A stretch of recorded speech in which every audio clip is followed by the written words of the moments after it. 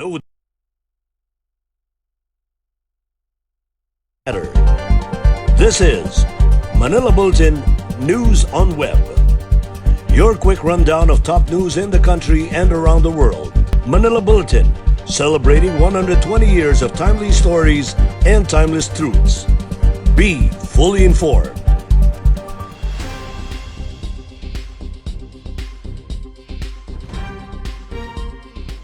Hi, I'm Barbie Atienza. This is MB Now, and here are your news on web. Metro Manila and 4 nearby provinces would lose 2.1 billion pesos in income per day if the government placed these areas under the 2-week stricter Modified Enhanced Community Quarantine, or MECQ. This is according to Acting Socioeconomic Planning Secretary Carl Kendrick Chua. Chua recognized that a stricter community quarantine level could have prevented coronavirus infections, but would only leave more people hungry and unemployed.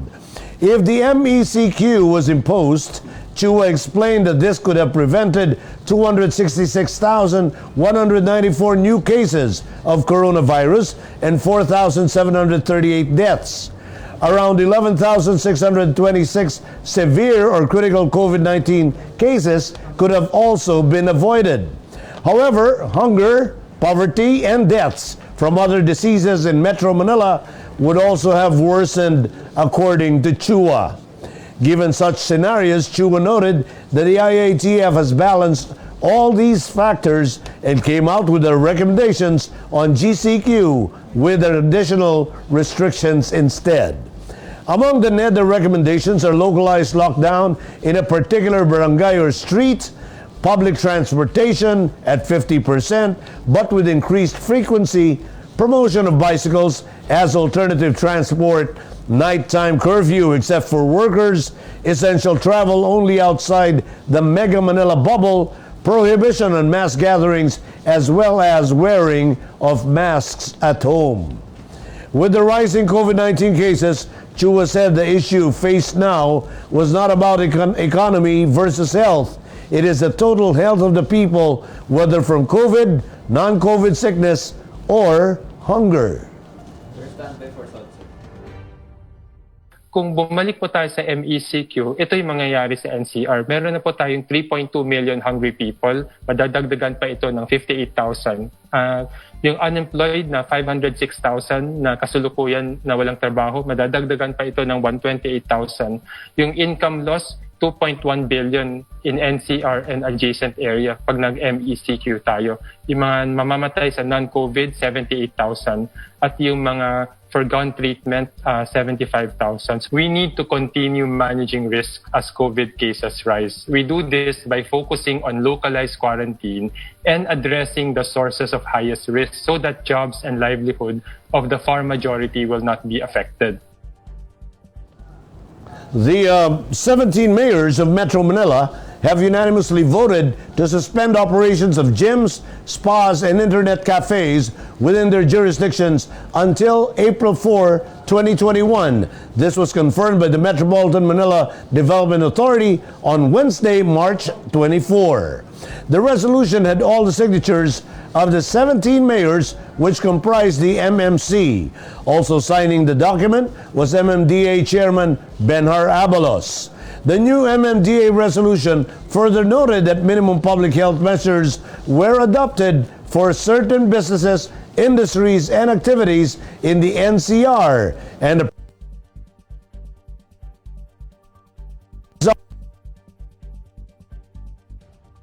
Resolution number 104, series of 2021. The IATF directive had placed NCR and the 4 nearby provinces in a travel bubble from March 22 to April 4. Both the IATF and MMDA resolutions pointed to the sudden surge in new COVID-19 cases as reason for the directives. The MMC is the policy-making body of the MMDA. The Philippines received today, March 24, the 400,000 additional doses of coronavirus disease vaccines developed by China's Sinovac Biotech. Senator Christopher Bongo, Department of Health Secretary Francisco Duque III, and Testing Czar Vince Dizon were among the government officials present during the arrival of the anti-coronavirus disease vaccines. Also on hand were Chinese embassy officials at the Ninoy Aquino International Airport in Pasay City. These donated vaccines were in addition to the initial 600,000 doses that arrived last February 28. Department of Health Secretary Francisco Duque III said the arrival of these vaccines could not have occurred at a more opportune time considering the continued rise in cases, which in turn increases the need to inoculate more high-risk individuals as soon as possible. Vaccine Czar Secretary Carlito Galvez Jr. described the arrival of China's donated vaccines as a testament that when all nations are working together, we can surmount any challenge ahead. Any government official involved in corruption should better pack up his things and brace for dismissal from office, according to President Rodrigo Roa Duterte. The president has vowed to sack erring public servants in the bureaucracy, adding he would even replace a suspension order of an official with a dismissal. Even though he previously admitted that the anti-corruption drive was an uphill climb, the president has renewed his resolve to weed out corrupt officials in the government during the remainder of his term. Duterte, who previously expressed frustration with widespread corruption in government, claimed that so far, 500 undersecretaries and other officials involved in alleged irregularities have been removed from their posts. Duterte's 6-year term will end next year. Sabi ko sa inyo, I will dedicate the remaining years of my life. Not life, maybe life, my years, kung aabot ako sa finish line. Ang trabaho ko, habulin kayo at palisin ko sa trabaho. Sigurado yan. Pagka dumating sa akin, look, pagka dumating sa akin at totoo, magdasal ka na. Prepare, magbalot ka na kasi papatanggal talaga kita. Ipapatanggal kita. I will reverse any ruling there. Kung I have the direct supervision and control of the over all offices. In Metro News, Mayor Belmonte and Mayor Gatchalian support NCR bubble setup. Manila Police shuts down swab test laboratory operating without permit. And Mayor Vico's 14-day quarantine ends. More from this report. Quezon City Mayor Joy Belmonte and Valenzuela Mayor Rex Gatchalian have both backed the national government's move to place the National Capital Region and 4 other provinces under a GCQ bubble, which has been implemented amid the record-breaking daily new COVID-19 cases. Belmonte also praised the imposition of the liquor ban as well as the national government's suggestion to wear face masks even inside homes, although she admitted that the latter is hard to implement. Gatchalian said the additional NCR Plus area is a move towards the right direction given that we're in the boundary area. In a television interview, Gatchalian said a new quarantine setup allows the local government to contain the spread of the virus easily because, for example, people used to go easily to Bulacan where the quarantine classification would be lighter than Metro Manila. A swab test laboratory center in Malate, Manila that was found to be operating without permit was shut down by the police on Tuesday, March 23. According to a report, the center has been operating online for 3 weeks now, charging 3,000 pesos for swab tests, and is in the process of securing necessary documents to operate in Manila. The owner of the laboratory reportedly presented the certification for its main clinic that is claimed was issued by the Department of Health. Meanwhile, the laboratory was closed. The owner may face charges for violation of City Ordinance Number 8831 for operating operating a business without a permit. In a live broadcast on Facebook Tuesday, Manila Mayor Francisco Isko Moreno Dumagoso warned the public to be careful of such laboratories because their credibility is not ensured. Dumagoso stressed that the city government provides swab tests for both residents and non-residents of Manila for free. Pasig City Mayor Vico announced on Tuesday his last night of quarantine after being exposed to his driver who has died due to COVID-19. Mayor Soto said on his tweet that he still finished his 14-day quarantine even if he tested negative on his swab test because this is what the DOH guidelines requires for close contacts for possible virus incubation to the body. Soto said that he was still working even during his quarantine, adding that it's much lighter because there were no face-to-face meetings. On March 13, the mayor's driver who fondly called Kuya Viner died due to COVID-19.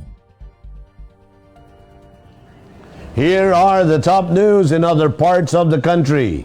Police arrest big-time drug courier in Luzon and Mindanao after agent penetrated Taguig-based drug syndicate.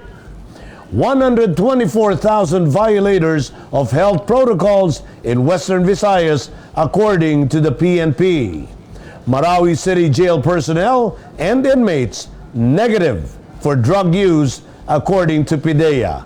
Here are the details. Police seized some 13.6 million pesos of shabu after they arrested a 42-year-old drug pusher from Maguindanao in a buy-bus operation in San Pedro, Laguna. The suspect was identified as Edgar Phil Saquilan, an alleged drug pusher who was tagged as a notorious drug courier in Central Luzon, Metro Manila, and some areas of Laguna and nearby provinces. Saquilan was arrested on Tuesday night and seized from him were 2 kilos of shabu, a sedan with license plate AEA 9728, and a cellular phone. Saquilan is now facing illegal drug charges and is currently under custody of the local police. According to the Philippine National Police, almost 124,000 people violated the health protocols against coronavirus disease in Western Visayas region. Police Regional Office 6 specifically recorded 123,948 protocol violators in the region.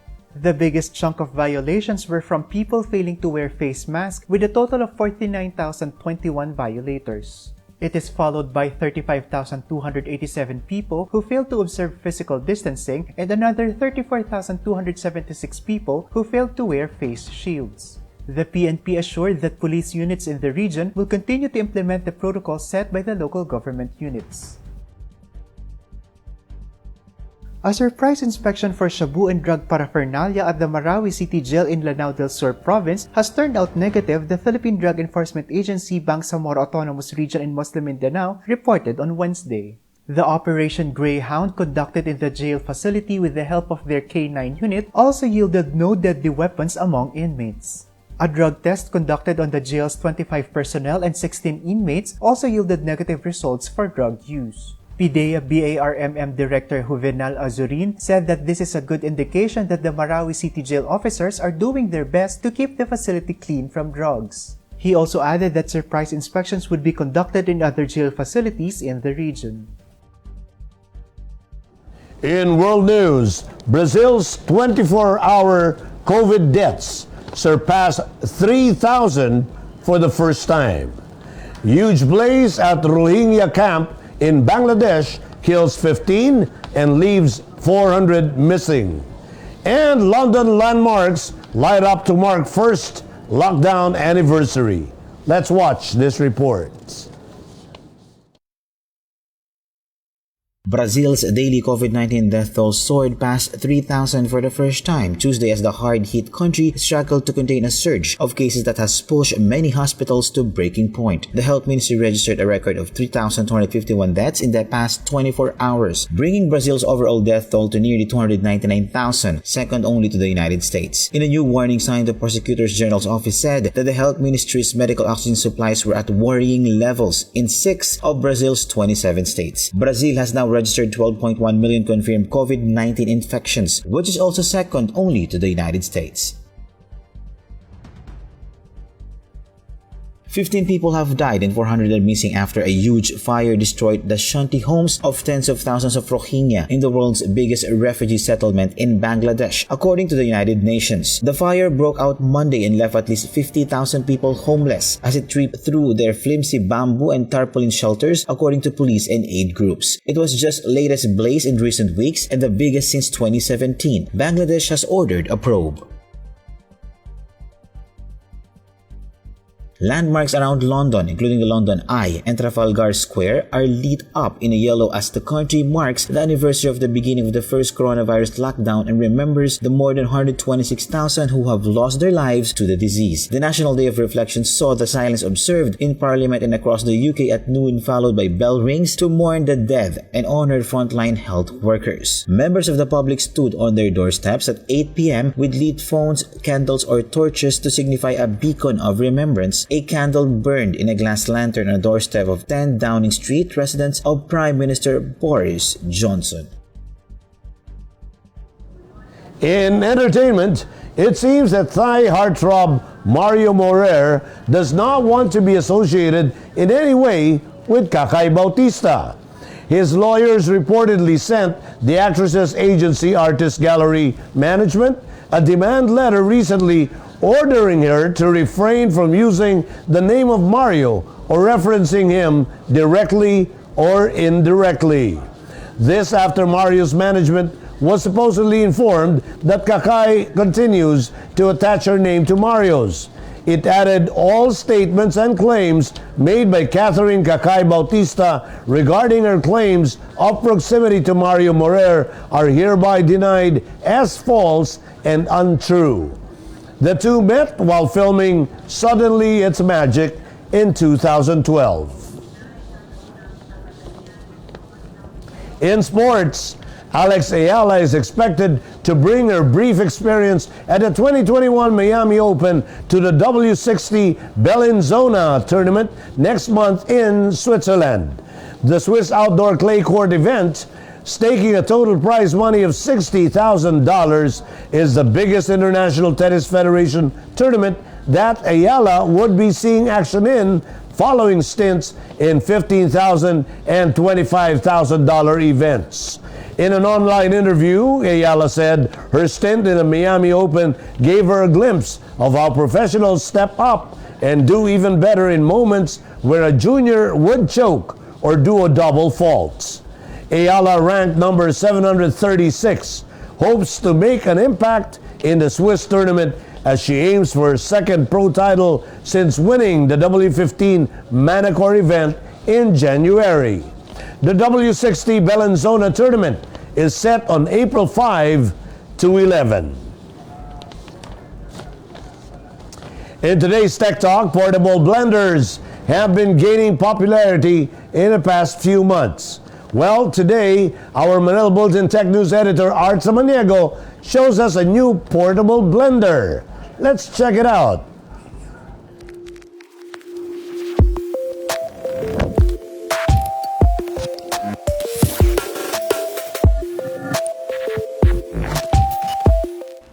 Staying healthy is something that we all need to keep in mind, most especially now that we are still in a pandemic.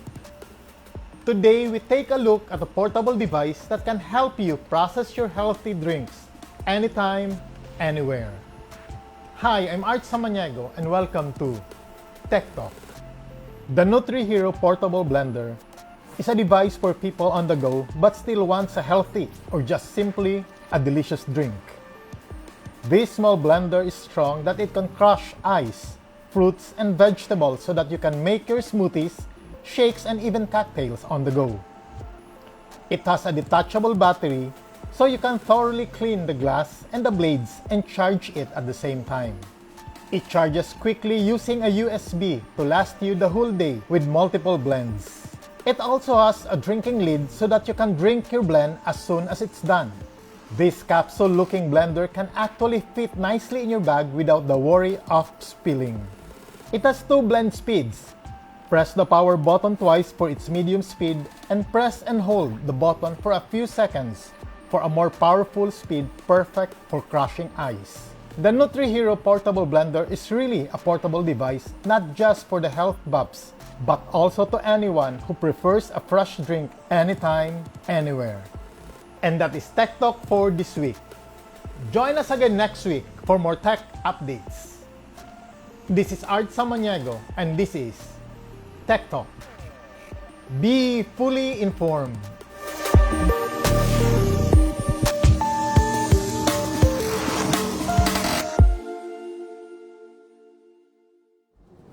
Oh yes, that blender would certainly be perfect, most especially now that we are about to start the dry season, where fruit shakes are certainly in season.